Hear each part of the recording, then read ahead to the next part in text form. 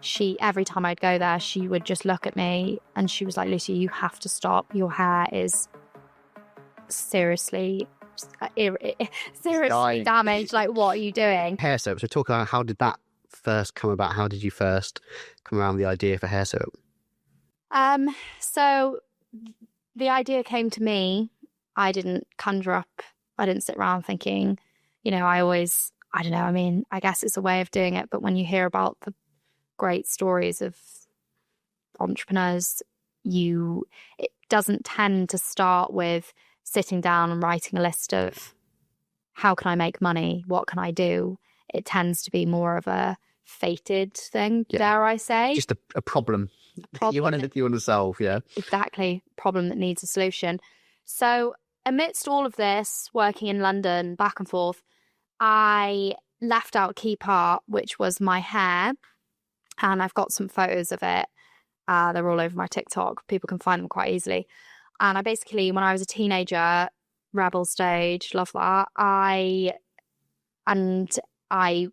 was obsessed with bleaching my hair, home bleaching, doing anything to it. And I remember I used to go to the same hairdresser as my mum, and she, every time I'd go there, she would just look at me and she was like, Lucie, you have to stop. Your hair is seriously Dying. damaged. Like, what are you doing? But of course you don't listen. And even as I got a bit older and a bit more sensible, I was still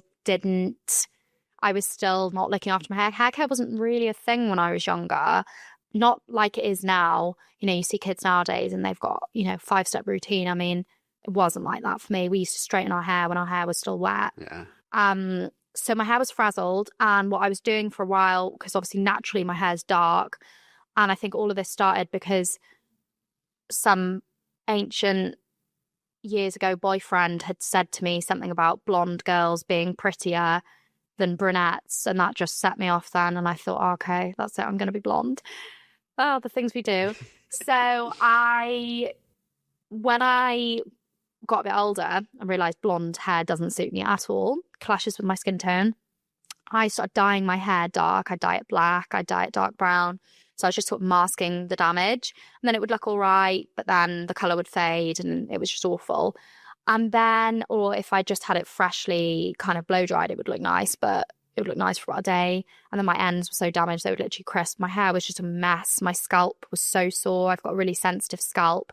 So any new products that I have on it, or products I don't agree with, flares it up still now to this day, but worse so back then because I didn't know how to deal with it. So in the mix of all of this, all of these kind of life changes I was going through, I went on a bit of a hair care journey when I can't even remember. It's all a bit of a blur, really. It was so long ago. And people ask me these questions. And like I said, if I was one of those people who'd set out to try and start a business, you document these things. Yeah. I just would never have done that in a million years, because I wasn't trying to start a business. I was just trying to bring my hair back to life. Yeah. So what I did was I spent a load of money on different products from the high street, from hairdressers, from this and that, a fortune on them. And none of them worked in the way that I wanted them to work. They would work for a day, my hair would look nice and smooth, and the next day it was back to normal. Nothing was giving it that longevity of health that I was looking for. So I basically just did a bit of research into it. I knew nothing about hair care. So I knew nothing about it, but I looked into it. So I remember reading loads of articles, Googling it, looking on YouTube, and I found a couple of different things where people were talking about all of the benefits you can get from natural ingredients. So people were talking about things like mashing avocado and putting it on your hair, and egg yolk and aloe vera. And you tried any of that stuff? And you tried egg yolk on the hair? I tried all of it, and I loved it. I loved all of the sort of natural sides of things. And I was actually talking about this to someone yesterday. The most interesting part of it for me was that what I realised when I was doing this was that, I don't know, something just clicked in my brain, because I thought, oh my gosh, every time I buy a bottle of shampoo, I buy it because it says contains, say papaya extract or contains banana extract or contains macadamia. But how many of these products actually contain macadamia, or do they just have a fragrance oil in them that makes it smell like that?